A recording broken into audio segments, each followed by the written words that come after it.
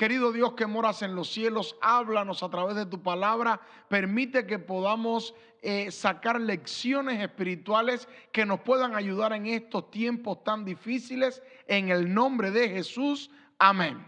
Bien, amados, les invito a abrir sus Biblias en el libro de Nahum, capítulo 1, versículo 7. Nahum, capítulo 1, versículo 7. Y dice la palabra de Dios: ciertamente Dios es ¿qué cosa? Bueno. También dice el profeta: Dios es fortaleza en el día de la angustia y conoce a los que en Él confían. Queridos hermanos, hoy quiero hablarles del mensaje titulado Conociendo a Dios en la angustia. Y el pasaje que acabamos de leer está escrito en el contexto. El profeta está hablando en el contexto de la nación judía cuando estaba enfrentando un enemigo terrible, un enemigo que los angustiaba, un enemigo que les quitaba el sueño. Y yo no sé si en esta noche estoy hablando para alguien que hay algo que le está quitando el sueño. Yo no sé si en esta noche estoy hablando para alguien que está en un estado psicológico al punto que no puede cerrar sus ojos. Porque no hay nada más triste, hermanos, que estar pasando por tiempos de angustia. No hay nada más triste que estar angustiado. Porque una cosa es estar triste, pero estar angustiado es mucho peor. De hecho, la angustia por lo general suele estar acompañada por un intenso malestar y por pequeñas alteraciones en el organismo. Es decir, la angustia es algo bien doloroso para el ser humano. A nadie le gusta estar angustiado. A nadie le gusta estar pasando por tiempo de angustia. Sin embargo, hoy yo quiero hablarte de algo negativo como la angustia, pero que en ese tiempo tú también puedes tener un encuentro personal con Dios. Y por eso quiero hablarles del mensaje titulado Conociendo a Dios en la angustia. Pregunto, ¿se puede conocer a Dios en la angustia? Dice el texto: Jehová es bueno, dice Nahum. Y asegura diciendo: ciertamente Dios es bueno, como diciendo, yo tengo la certeza que Dios es bueno. Y ahora él te va a explicar por qué él cree que él es bueno. Porque dice el texto que en el día de la angustia Jehová es fortaleza. Porque por lo general usted se va a encontrar con hermanos en la iglesia que mientras a usted le vaya bien, mientras usted tenga dinero, mientras usted le supla sus necesidades, mientras usted esté pendiente de ellos, usted se va a encontrar con hermanos que dicen: ay, qué bueno es fulano. Pero el día que llega la angustia a su vida, el día que usted se queda sin dinero, el día que usted no tiene nada, el día que usted está pasando por una crisis, en ese momento tú te vas a dar cuenta quiénes realmente son buenos contigo y son buenos amigos. Porque en el tiempo de la angustia es donde tú conoces realmente quién está a tu lado de corazón. Porque podemos decir: qué bueno es Dios, porque todo me va bien, pero cuando me va mal podemos decir lo mismo. Yo les digo, hermanos, rotundamente que sí, porque dice el texto que Jehová es bueno, pero además el profeta Nahum profundiza más y dice que Jehová es fortaleza en el día de la angustia. Ahora, ¿por qué Nahum especifica esto claro? ¿Por qué Nahum clarifica y especifica claramente en su segunda sentencia de este texto en Nahum 1:7? Él dice: Dios es bueno, amén.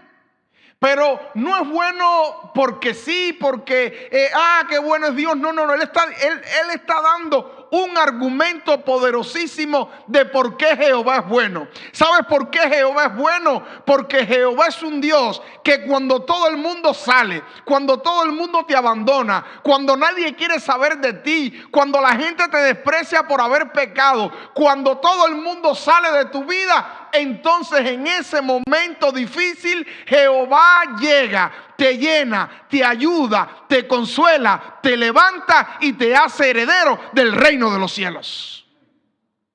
Por eso el profeta Nahum está diciendo: Dios es bueno. No solo porque en los momentos buenos está conmigo, sino porque Jehová me fortalece en el día de mi aflicción, en el día de mi angustia, en el día que todo me va mal. En ese día Jehová camina conmigo a mi lado.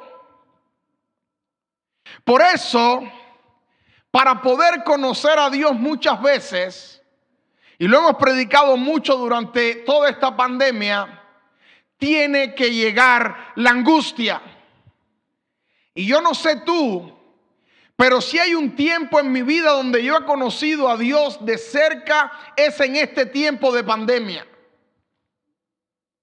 ¿Me vas a decir a mí que no te angustiaste durante todo este tiempo? Habían personas muy angustiadas. Pero yo estoy seguro que hoy tú puedes decir como yo y como Nahum: Jehová es bueno, porque en todo momento angustioso me fortaleció, estuvo conmigo. Por eso, querido hermano, es bueno que entendamos que es tiempo de que levantemos nuestras cabezas, por triste que sea lo que estemos pasando, y digamos: en mi angustia he conocido que Jehová es bueno. Y si tú crees que Jehová es bueno, ha sido bueno contigo y será bueno contigo por toda la eternidad, escriba acá en el chat de nuestra iglesia: amén. Escribe: gloria a Dios. Hermanos, yo no sé usted, pero yo creo de corazón que Jehová fue, es y seguirá siendo bueno. Y usted me va a decir: pastor, ¿hay ejemplos bíblicos donde Jehová se personificó en el tiempo de la angustia? Yo te invito a que analices un pasaje conmigo que habla que ciertamente Jehová es bueno en el tiempo de la angustia. Miren, vayan conmigo al segundo libro de Crónicas, capítulo 32, versículo 1. Segundo libro de Crónicas, capítulo 32, verso 1. Y miren lo que dice la palabra de Dios. Después de estas cosas y de esta fidelidad, vino Sennacherib, rey de Asiria, e invadió a Judá y acampó contra las ciudades fortificadas con la intención de conquistarlas. Ahora, ¿qué está sucediendo en este pasaje? Nahum 1:7 está hablando de cómo Dios estuvo con ellos en el tiempo de la angustia, y él está diciendo: Dios es bueno en el tiempo de angustia, y está hablando en el contexto de los asirios. Ahora, este pasaje del segundo libro de Crónicas, capítulo 32, versículo 1, también está hablando en el contexto de los asirios. Los asirios eran una nación realmente diabólica. Ellos eliminaban a toda nación que se ponía enfrente de ellos. Ahora, queridos hermanos, ¿qué está pasando en este pasaje? Dice el cronista: después de estas cosas y de esta fidelidad, vino Sennacherib, rey de los asirios, e invadió a Judá y acampó contra las ciudades fortificadas con la intención de conquistarlas. ¿Qué está pasando en este contexto? La nación de Israel había pecado. La nación de Israel le había fallado a Dios. La nación de Israel se había apartado de Dios. En otras palabras, la nación de Israel había entrado en bancarrota espiritual y monetaria. Porque el reino del norte y el reino del sur, al estar divididos, el reino del norte comenzó a adorar a dioses paganos. Comenzó a hacer lo malo ante la vista de Dios.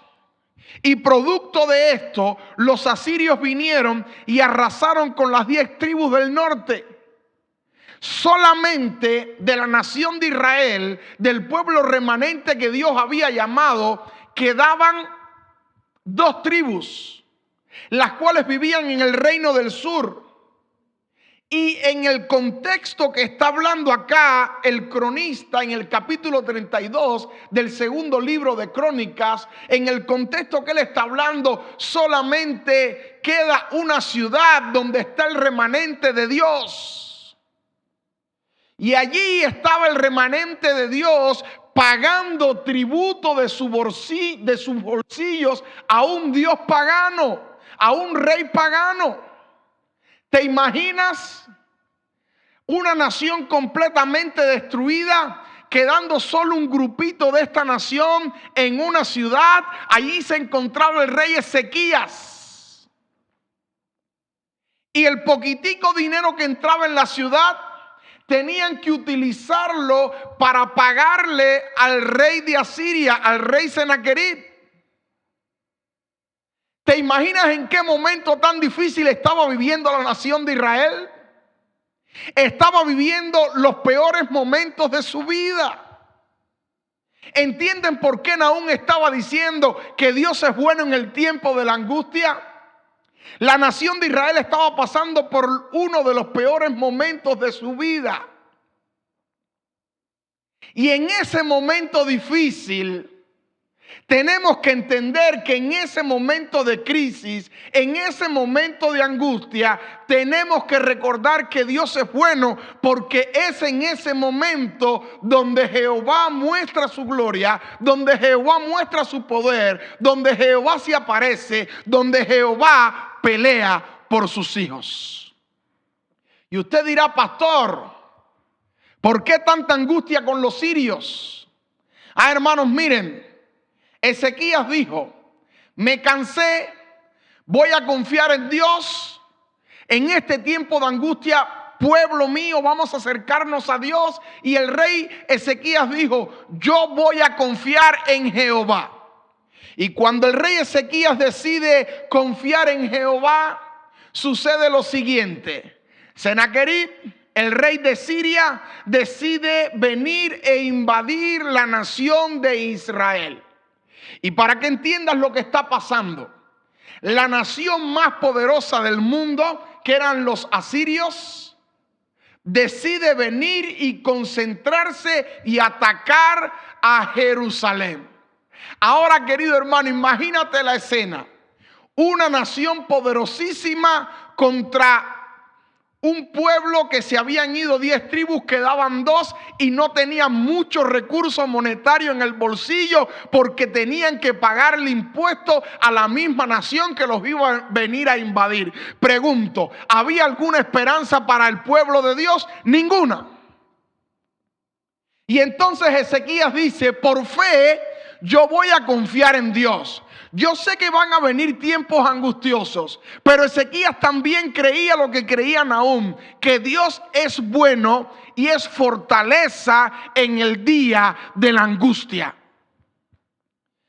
Y hermanos, de repente el mismo rey Senaquerib dice, voy a dejar la conquista de Laquis y voy a ir personalmente a destruir al pueblo de Dios. ¿Te imaginas que lo hubiese logrado? Habría eliminado de la faz de la tierra a la nación de Dios por la línea que venía el Mesías. Y ahora cuando está a punto el rey Senaquerib de entrar y conquistar esta nación, acontece que Ezequías, estando tranquilito en su palacio, el rey Senaquerib dice, vamos a hacer algo, no vamos a llegar así de sorpresa, vamos a enviarles 2 embajadores. Y al enviarle 2 embajadores, ellos comenzaron a leer en el muro una carta diciendo, ríndanse, dense por vencidos, ustedes tienen que rendirse, producto de que nuestra nación poderosa va a acabar y a destruirlos a todos ustedes. Ahora, querido hermano, usted dirá, bueno, pastor, ¿y cuál era el miedo? Miren, los asirios tenían un dios guerrero llamado Asur. cuando los asirios iban a la guerra, ellos iban adorando a su Dios. Ellos tomaban los esclavos, los enganchaban por la nariz, los arrastraban con cadenas, y cuando ya usted no servía para nada, quitaban su piel, lo crucificaban, las hormigas le comían su cuerpo. Es decir, era bien terrible caer en manos de los asirios. Y cuando ellos lleguen allí al muro, comienzan a hablar en el idioma hebreo para que todo el mundo pudiese escuchar qué era lo que estaban conversando. Y ellos comenzaron a ofender al Dios de Israel. Y aquella carta llegó a las manos de Ezequías. Y Ezequías hizo algo impresionante. ¿Saben qué hizo Ezequías? Ezequías tomó la carta, la extendió ante Dios allí en el santuario, en el templo, y le dijo: Dios, mira lo que están hablando de ti, no de mí. Haz algo. Y dice la Biblia que aquella noche, cuando Senaquerib se acostó y sitió la ciudad, al ver que Ezequías no se quería rendir, aquella noche sucedió algo impresionante. Aquella noche, dice el texto, que se levantó el ángel de Jehová. Y cuando Senaquerib se levantó por la mañana diciendo: mis soldados, vamos a acabar con la nación de Israel, vamos a borrarla de la faz de la tierra. Dice que cuando Senaquerib se levanta, ve un mar de cuerpos muertos delante de él. Y dice la Biblia que aquel día murieron 185,000 hombres de los más valientes. Es decir, que el ángel de Jehová, cuando vino y peleó por ellos, no mató a cualquiera, mató a los más valientes. Entonces, cuando Senaquerib se levantó y la gente comenzó a mirar y a decir: ¿y a quién mataron? A fulano y a mengano. Dice que entró el temor en sus cuerpos y salieron huyendo, salieron corriendo despavoridamente. Y dice la historia que los asirios, cuando ellos tomaban una nación, ellos escribían en las paredes todo lo que hacían con la nación. Y lo único que pudieron decir del sitio de Jerusalén fue: encerramos a Ezequías como un pájaro, y nada más. No pudieron decir que tomaron a sus mujeres, que eliminaron a su pueblo, que pudieron sacar al pueblo de Dios de la faz de la tierra. No pudieron decir nada de eso, porque la mano de Jehová peleó por ellos. En el tiempo de la angustia es donde realmente conocemos a Jehová, porque en ese tiempo la nación de Israel, que tenía alianzas con Egipto y con otras naciones, nadie los vino a ayudar. Todo el mundo salió, pero cuando todo el mundo sale es que entra Jehová. En el tiempo de angustia, Jehová se levanta por ti. En ese tiempo tú aprendes a conocer a Jehová. Por eso, hermanos, en esta noche queremos sacar por lo menos 3 conclusiones de esta historia que les he narrado. La primera conclusión que yo puedo sacar de esta historia es la siguiente: los hijos de Dios, y estoy hablando en el contexto del tiempo de angustia, estoy hablando en el contexto de cómo debemos actuar los hijos de Dios cuando llega la angustia. En ese tiempo donde debemos conocer a Dios, en ese tiempo difícil, tenemos que aprender cómo actuar. Y en el tiempo de angustia yo aprendo de esta historia y de cómo actuó Ezequías por lo menos 3 lecciones importantes o 3 conclusiones importantes. Número 1, los hijos de Dios. Escucha, hermano, tú que estás pasando por angustia, tú que estás pasando por un momento difícil en tu vida.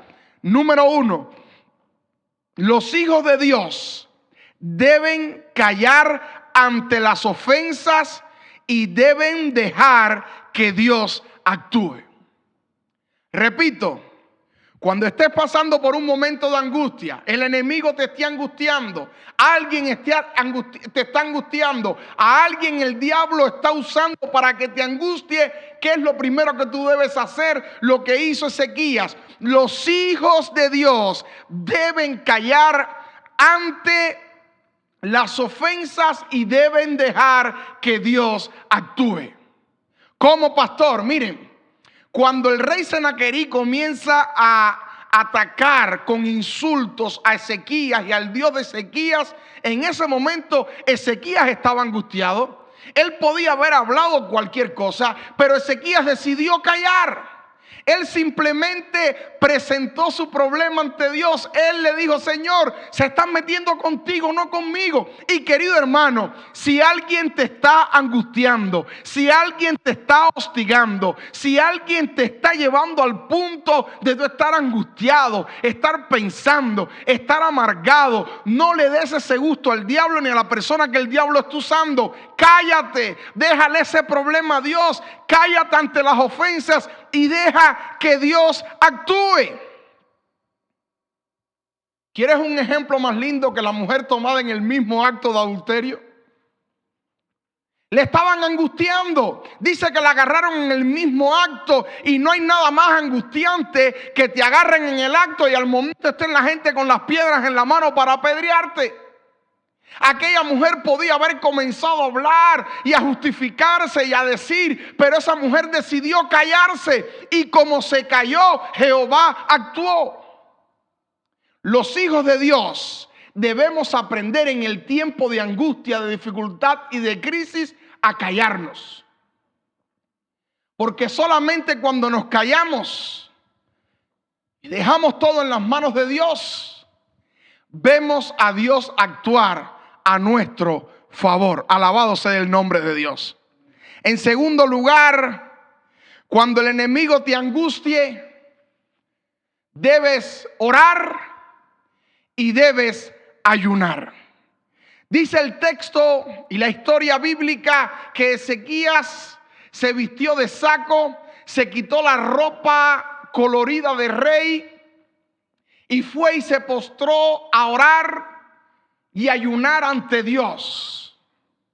Él se quitó su vestidura y fue allí ante el altar y comenzó a orar por un milagro. Y cuando en el momento de angustia tu actitud es ir a orar y ayunar, en ese momento tú puedes ver la gloria de Dios. Mucha gente cuando llega a la angustia sale corriendo a buscar solución en otros lugares, desesperado, no piensa, estás cansado, estás dolido, pero en ese momento, número uno, cállate, relájate, deja que Dios actúe. En segundo lugar, además de relajarte y callarte, debes ir y orar y ayunar hasta que tú sientas la voz de Dios hablando a tu vida. Dice la Biblia en Mateo 17:21, pero este género no sale sino con ayuno y ¿qué cosa? Y oración. En otras palabras, ¿qué hizo Ezequías? Llegó el tiempo de angustia. Número uno, cállate, porque cuando tú te callas y esperas en Dios, tú vas a escuchar claramente y vas a ver claramente a Dios manifestarse. Pero también, ¿qué debes hacer? Debes ir y orar, encomendarte a Dios, ayunar. Yo sé que es difícil ayunar, está en contra del ser humano. Yo sé que es difícil orar, está en contra de tu naturaleza. Al ser humano le gusta la fiesta, la comelata, pero orar y ayunar no. Ahora yo sé lo que tú estás pensando, pastor. ¿Qué sabe usted de teología? Porque ese texto en ningún momento está hablando de ayuno y oración. Y en el contexto que está, hay mucho debate teológico. Hay algunos que piensan que género se refiere a incredulidad. Hay otros que creen que género se refiere a los demonios. El hecho es que en los escritos más antiguos solamente aparece la palabra oración. La palabra ayuno se le agregó después. Pero aunque la palabra ayuno se le agregó después, el texto tiene un mensaje poderosísimo, porque el ayuno te ayuda a ti para poder discernir claramente lo que Dios te quiere hablar. Y yo te voy a decir algo. En la Biblia encontramos ejemplos claros de personas cuando entraron en ese tiempo de angustia que lo que hicieron fue ir, orar y ayunar. Por ejemplo, El ejemplo de los ejemplos, porque el tiempo se me ha ido y no puedo mencionarles muchos. Quiero ir a Jesús. Jesús fue y ayunó y oró ¿por cuántos días? Por 40 días. Ahora, ¿venía angustia para Jesús o estaba su corazón angustiado? Sí, claro, él sabía lo que le venía encima, él lo sabía. Sin embargo, ¿qué hizo Jesús? Jesús oró y ayunó por 40 días. Ahora, si el mero ante la angustia que tenía que enfrentar, oró y ayunó por 40 días, ¿cuál debe ser tu actitud y la mía? Pero cuando llega la angustia decimos, ¿dónde está Dios? Jesús, no te escucho, no te puedo conocer en este tiempo de angustia. Claro, porque empiezas a hablar, empiezas a quejarte, empiezas a murmurar. Pero ¿qué debes hacer? Número 1, callarte y esperar que Dios actúe. Número 2, orar y ayunar hasta que encuentres la voluntad de Dios y sepas por qué estás pasando por la angustia que estás pasando. En el huerto del Getsemaní, cuando Jesús estaba a punto de pasar sus momentos de mayor angustia, ¿qué hizo Jesús? Fue a orar. Por eso, hermanos, si tú me llamas y me dices, pastor, me siento angustiado, no puedo dormir, lo primero que te voy a preguntar es, tranquilo, hermano, relájate, deja que Dios actúe. Y pastor, ¿cómo sé que Dios va a actuar? Ayuna y ora. Y si lo haces, créeme que vas a conocer a Dios en el tiempo de la angustia. Y número 3, siempre debes recordar, estoy hablando en el contexto de la angustia, siempre debes recordar que con Dios eres mayoría. ¿Cómo, pastor? Mira, te lo explico sencillito. Número 1, llega la angustia, el angustiador, el diablo quiere acabar con tu vida. Ok, usted tranquilo, espera en Dios. Pero ¿cómo tú vas a esperar en Dios? Orando y ayunando, porque si tú esperas en Dios y no haces nada más, vas a estar más angustiado todavía. Así que tú tienes que estar tranquilo esperando que Dios va a obrar. Ahí está el cáncer, ahí está la crisis económica, ahí está la crisis en el matrimonio, ahí está la situación tuya en el empleo, en el trabajo, ahí está el problema con tu profesor en la escuela, ahí está la crisis en tu vida. Y tú tienes que estar tranquilo, relajado, sabiendo que en medio de esa crisis, en medio de esa angustia, Dios va a actuar. Pero en segundo lugar tienes que decir, en lo que Dios actúa, en lo que Dios desenreda la madeja, en lo que Dios pone su mano, yo quiero conocer su voluntad. Así que yo voy a ir, voy a orar y voy a ayunar. Yo me voy a quedar tranquilo, pero orando y ayunando, en conexión con el cielo. Ahora, ¿por qué voy a estar tranquilo? Porque yo debo siempre tener en mi mente lo siguiente: siempre yo, al estar con Jehová, soy mayoría. Y Ezequías se quedó tranquilo, oró y ayunó ante el altar, invocó la presencia de Dios. ¿Y por qué él pudo estar tranquilo aunque estaba angustiado? Porque él sabía que con Dios era mayoría. Y usted dirá, pastor, ¿cómo que con Dios mayoría? Mira, la nación más poderosa del mundo sitió la ciudad, los tenía rodeados, ellos estaban perdidos completamente. Sin embargo, la misma nación de Israel, 10 tribus destruidas, solo quedaba el reino del sur en Jerusalén, sin dinero, sin ejército. Pastor, ¿cómo me va a decir usted que estaban sin ejército? Porque un país sin dinero no puede tener ejército. El soldado pelea y defiende si él ve que tiene resultado defender lo que está defendiendo. Pero la nación de Israel no tenía dinero, porque todo el dinero era entregado a los mismos que los venían a invadir. En otras palabras, no tenían ejército, no tenían dinero, numéricamente estaban perdidos. Eso es en la visión humana. Eso es para aquellas personas que se angustian sin Dios. Pero cuando usted entra en la angustia y conoce a Dios, usted tiene que saber que aún estando angustiado, cuando usted ve que la matemática no da, ahí entra la fe y usted dice: aunque me esté pasando lo que me esté pasando, aunque esté sucediendo lo que esté sucediendo, aunque esté en el problema que esté, yo sé que con Dios soy mayoría y mi problema tiene solución en el nombre de Jehová. ¿Y qué sucedió?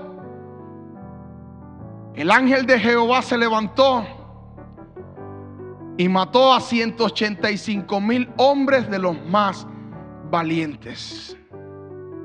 Sennacherib aquella hora regresó chasqueado, frustrado, y en el templo donde él adoraba a su Dios, por mano de sus propios hijos, fue eliminado, y nunca más ese enemigo pudo ir a conquistar a la nación de Israel. ¿Qué te digo? No importa los problemas que vengan por delante, grandes, pequeños, chiquitos, tú con Dios eres mayoría. Así que si me preguntas: pastor, ¿es bueno estar en angustia? No, a mí no me gusta estar en angustia. Pero si la angustia llega a mi vida, yo tengo que recordar lo que dice el profeta Nahum en el capítulo 1, versículo 7, que fue nuestro texto base.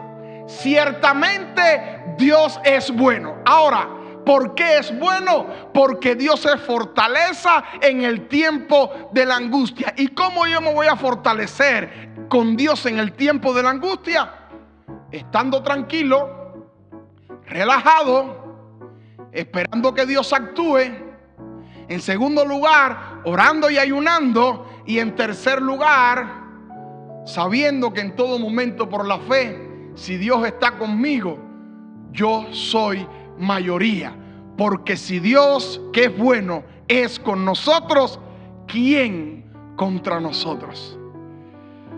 En esta noche yo quiero decirte algo.